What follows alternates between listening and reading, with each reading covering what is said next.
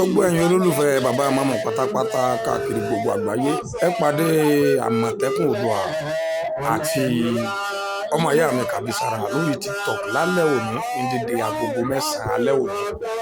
Ìwọ tó bá mọ̀ pọ̀rọ̀ dá ọ lójú, ọjọ́ rẹ̀ Mámù, ọjọ́ rẹ̀ Mámù.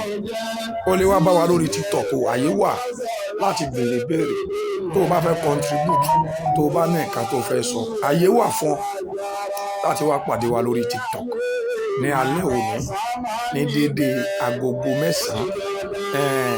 Ẹni á bẹ̀rẹ̀ ètò tí ó gbìnàyà lórí TikTok láàrin Kàbísárà àti Àmọ̀tẹ́kùn Oòduà gbogbo lẹ̀kílẹ̀ àti gbogbo ẹni tó bá nífẹ̀ẹ́ sí.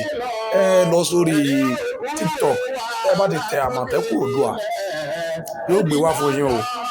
Lọ síbẹ̀ láti lọ máa retí gbẹ̀gẹ̀dẹ̀ tó fẹ́ gbiná lálẹ́ òní.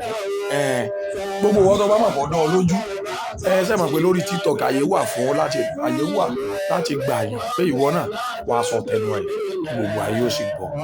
Níbẹ̀ náà tá a bá sì ń ṣe, àwọn èèyàn náà tún máa rìkọ́ọ̀dù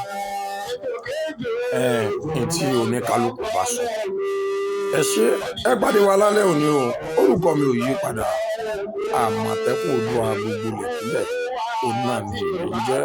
Mo fásitì yìí sọ fún yín pé ó dìgbà kan náà, ó dàbọ̀. Ṣe o ẹgbẹ́ ìṣọ̀ fẹ́ ṣe rẹ̀ káwọn èèyàn lè bá rí ẹ sọ fún wọn ẹni wọn wá pàdé wa. À ń bẹ̀ ń bẹ̀, a máa dúró dè wọn lákọ̀lákọ̀.